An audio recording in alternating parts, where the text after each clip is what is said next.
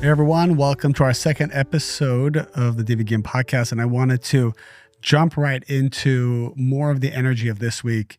As we mentioned before, we're always going to be sharing the spiritual perspective and the Kabbalistic perspective of what is happening to our soul this week and some practical tools that we can use to transform our consciousness, which is really our vessel to be able to hold the light of miracles. And I just want to start with that for a moment, which is, the negative side tries to convince us that the way to change anything, change my life, be able to make a change in my financial situation or my relationship situation, to find a loving partner, or to heal from a difficult health challenge. The negative side tries to convince us that there is something that we need to do outside of ourselves in order to achieve the fulfillment that we're looking for, right?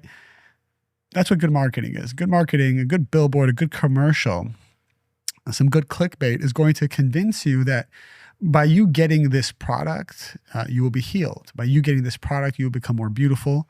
You will become younger. You will have more comfort, more pleasure. You will look better. You will feel better.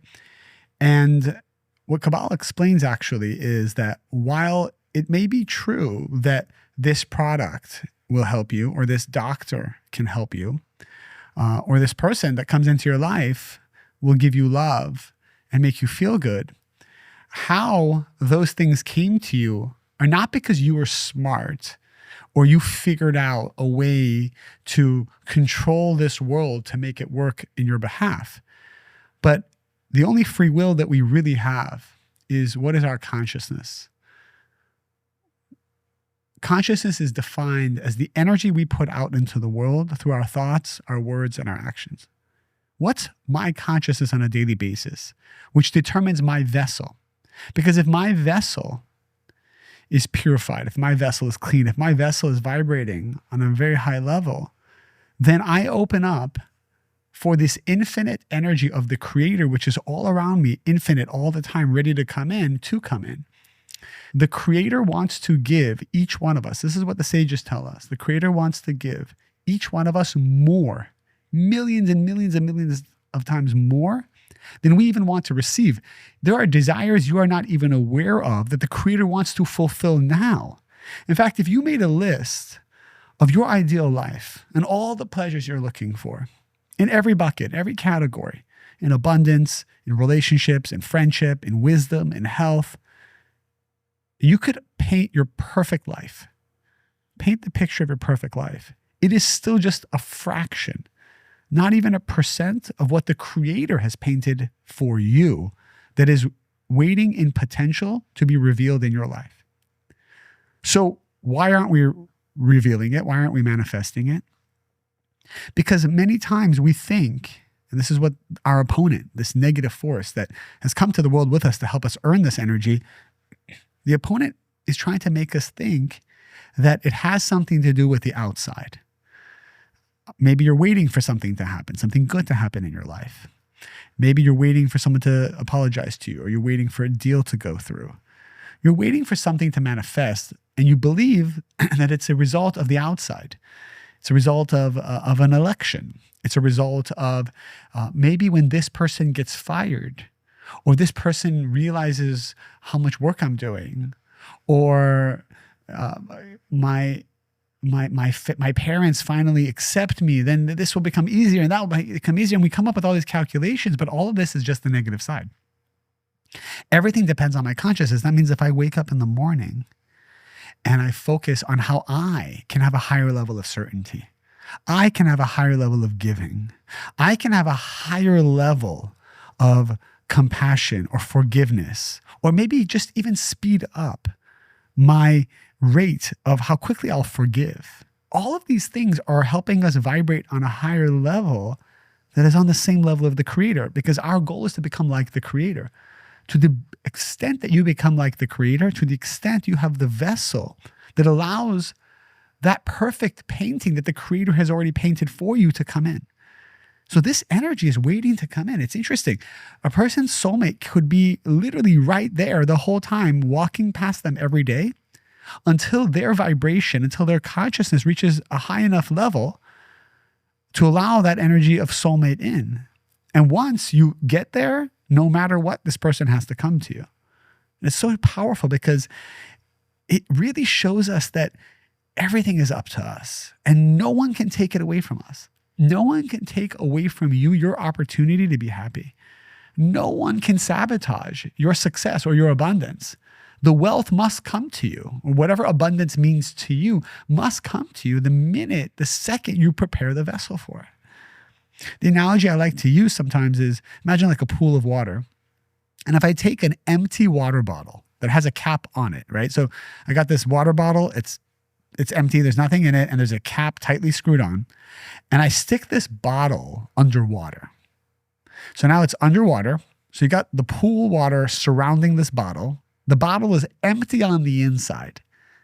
What is this bottle feeling? It's feeling the pressure of the water trying to take over the empty space, right? So this water is actually trying to get in the bottle, but the bottle's closed. The cap is on tight. So this water can't get in, but it is pressing itself on the bottle saying, hey, let me in.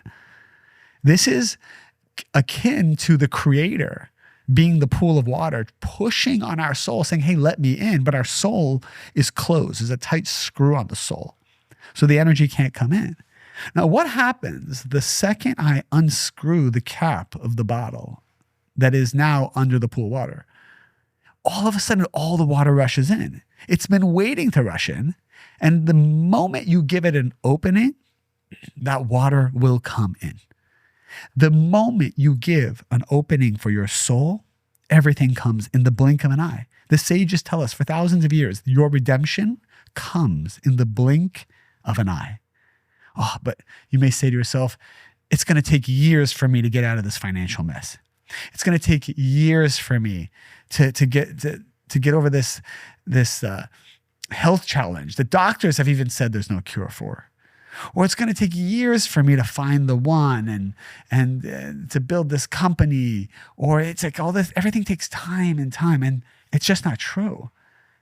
And part of what closes the gap of time is your certainty and your consciousness that time doesn't exist as well. Because does time exist in the realm of the Creator? Does time exist for the Creator? No. The Creator is above time and space and motion. The past and the present and the future are all one for the Creator. So if I want to vibrate on the level of the Creator, I also have to believe with certainty that in a split second, every one of my problems can go away. And part of the limited belief systems and consciousness that I spoke about last week is we think things must take time. We think that maybe we were conditioned because we saw our parents. We're conditioned because we took a statistics class. I remember I took a statistics class in college. I remember hearing all about all these historical events, and you hear about historical events, you hear about statistics, you hear about probability, and you become brainwashed as to, well, I guess if it happened like that in the past, well, it's probably going to happen like that again, right? Isn't history the best predictor and indicator of what's going to happen in the future? Perhaps Kabbalah explains that in the physical illusionary world, that is true. There's statistics, there's science, there's logic, there's cause and effect, of course. But in the spiritual world, you rise above all of that. You rise above logic. You enter the world of miracles. Your consciousness is a miracle. Your consciousness has the power to rise above all the things that we call normal. In fact, the heroes of our time, the most successful people of our time, the people who are achieving things against all odds are doing things that are blowing our minds. They're achieving things that we thought were once impossible, but because their consciousness believes it can happen, they have accepted that miracles should be the norm and chaos the exception. They're drawing that reality into their lives. And you can be part of that. I can be part of that. I mean, every day I'm trying to challenge myself to not follow the monotony of logic and what should be. I remember even with whatever achievements I've personally had in the business world, which, I sometimes give myself a pat on the back. Oh, look, I did this. And then I meet people who have achieved 10 times more, 100 times more, 1,000 times more. And that's part of what I love to do. I love to meet people who have achieved more in any part of life, because what they do so well is they break your limited belief about what's even possible. And I remember one time having a meeting with someone who has clearly, same age as me almost, but achieved so much more in his life. And he said, why are you thinking so small?